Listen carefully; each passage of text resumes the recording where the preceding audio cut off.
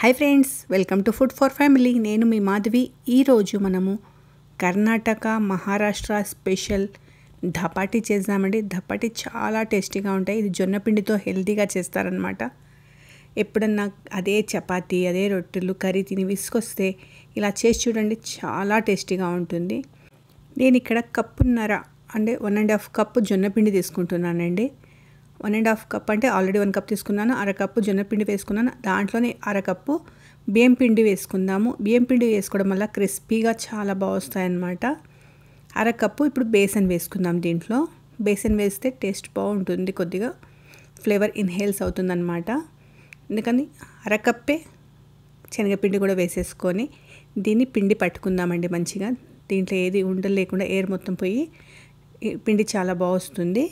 రొట్టెలు చేయడానికి కూడా ఈజీగా ఉంటుంది. ఇప్పుడు దీంట్లో వాము వేసుకుందాము. వాము ఇలా క్రష్ చేసి వేస్తే టేస్ట్ చాలా బాగుంటుంది, ఫ్లేవర్ కూడా బాగుంటుంది. వాము వేసిన తర్వాత ఇక్కడ కొద్దిగా అంత పసుపు, కారం వేసుకుందాం. కారం పొడి వేసుకుంటున్నాను. నేను పచ్చిమిరపకాయలు కూడా వేస్తున్నాను కాబట్టి కారం పొడి కొద్దిగానే వేసుకున్నాను. రుచికి తగ్గట్టు ఉప్పు కూడా వేసేసుకుందాము. ఇది జొన్న పిండి కదండి, వేడి నీళ్ళు వేసుకుంటే రొట్టె కొట్టడానికి చాలా ఈజీగా ఉంటుంది. దానికోసం ఎసురు పెట్టుకున్నాను. ఒక జార్ తీసుకొని జార్లో అల్లం, వెల్లుల్లి, కొత్తిమీర, 3 పచ్చిమిరపకాయలు వేసుకున్నాను. అలాగే ఒక ఆనియన్ వేసుకుందామండి. ఆనియన్కి ఇలా పెద్ద పెద్ద ముక్కలుగా కట్ చేసుకొని వేసేసుకుందాము. అలాగే దీంట్లో జీలకర్ర కూడా వేసేసుకుందామండి. జీలకర్ర వేసేసి ఇప్పుడు దీన్ని పేస్ట్ చేసేసుకుందాము. ఈ పేస్ట్కి పిండిలో వేసేసుకుందామండి. చెప్పాను కదా, పచ్చిమిరపకాయలు వేస్తున్నాను కాబట్టి కారం కొద్దిగా తక్కువ వేసాను.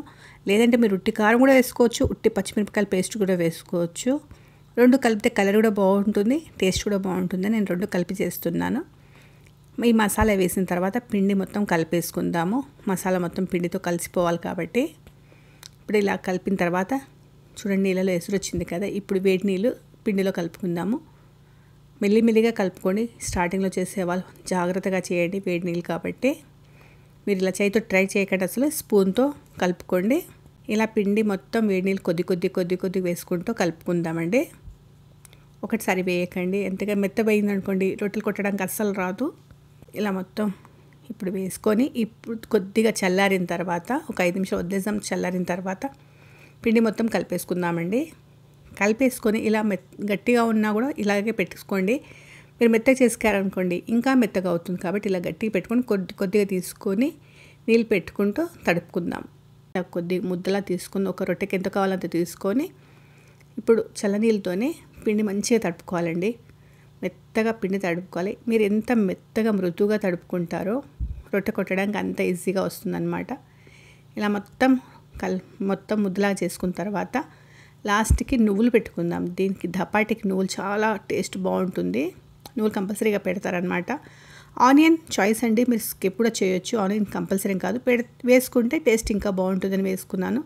యాక్చువల్గా అత్తయ్య అమ్మ వాళ్ళు వేస్తారు కాబట్టి నేను వేసాను. ఇలా రొట్టె కొట్టుకోవాలండి. మీకు రాదు అంటే పిండి ఇంకా మెత్తగా చేసుకొని మీరు బటర్ పేపర్ మీద కూడా చేసుకోవచ్చు. మేము రోజు ఇలా జొన్న రొట్టెలు చేస్తాం కాబట్టి మాకు అలవాటు. కొద్దిగా లావుగా అయినా పర్వాలేదు, ఇలా చేసుకోండి. చేతితో చేసుకుంటే బాగుంటుంది. మధ్యలో కట్ అవుతుంది. మనం ఎంత మెత్తగా గ్రైండ్ చేసుకున్నాం దాంట్లో వెల్లుల్లి, అల్లము, ఆనియన్స్ ఉంది కదా, కొద్దిగా చంక్స్ ఉంటాయి కాబట్టి ఇలా మధ్యలో కట్ అవుతుంది, పర్వాలేదు. సేమ్ జొన్న రొట్టెల పెంక మీద వేసుకొని పైనుంచి పొడి పిండి ఉంటుంది కాబట్టి నీళ్ళు పెట్టేసుకుందాము. నీళ్ళు పెట్టేసి ఇప్పుడు దీన్ని రొట్టెని తిప్పేసుకుందామండి. కొద్దిగా నీళ్ళు డ్రై కాగానే రొట్టె తిప్పేసుకొని ఇప్పుడు దీనికి నూనె పెట్టుకోవాలి. నూనె పెట్టుకోండి లేదా నెయ్యి పెట్టుకోండి, మీ చాయిస్ అండి. మేము చిన్నగా ఉన్నప్పుడు అయితే మా అమ్మమ్మ ఫ్రెష్ నెయ్యి తీసి ఇలా వేడి రొట్టె మీద పెట్టించేది. చాలా టేస్టీగా ఉండేదండి. ఫ్రెష్గా వాళ్ళు రోజు నెయ్యి చేసేవాళ్ళనమాట. కుండలో నుంచి అప్పటికప్పుడు నెయ్యి తీసి రొట్టె మీద పెట్టి తింటే చాలా బాగుండే టేస్ట్. మనం జొన్న పిండితో చేసుకుంటున్నాం కాబట్టి చాలా హెల్తీ కూడా అండి. తప్పకుండా ఇలా చేయండి. క్రిస్పీగా రొట్టెలు బాగుంటాయి. మీరు రైతాతో తినొచ్చు, ఉట్టి పెరుగుతో తినండి, నెయ్యితో తిన్నా బాగుంటుంది, అలాగే తిన్నా బాగుంటుందండి. మనం దాంట్లో అన్ని మసాలా వేసాం కాబట్టి అలాగే తిన్నా కూడా బాగుంటుంది.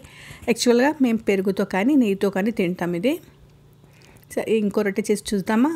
నేను ఎలా చేస్తున్నాను చెప్పాను కదా. పిండి మెత్తగా మంచిగా తడుపుకోండి. రొట్టె కొట్టడం చాలా ఈజీగా ఉంటుంది.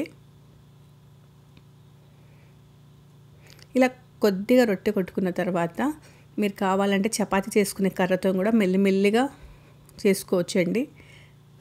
ఊర్లలో అయితే ఒకటేసారి 30-40 లాగా చేసుకొని పెట్టుకుంటారండి. వారం రోజులైనా ఇవి పాడు కావు, కడక్కు రొట్టెలాగా బాగుంటాయి. జర్నీలో తీసుకెళ్ళడం కూడా చాలా బాగుంటాయి. అంటే హెల్దీ కూడా కాబట్టి జర్నీలో మనం తిన్నా కూడా ఏ ప్రాబ్లం ఉండదన్నమాట. జర్నీలో కూడా తీసుకెళ్ళొచ్చు ఇవి.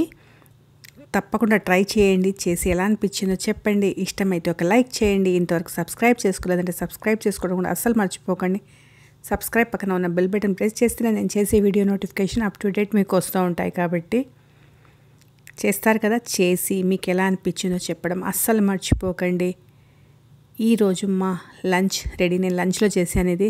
ఈరోజు తోటకూర డ్రై కర్రీ, సాంబారు, పెరుగు, మా ధపాటి రెడీ.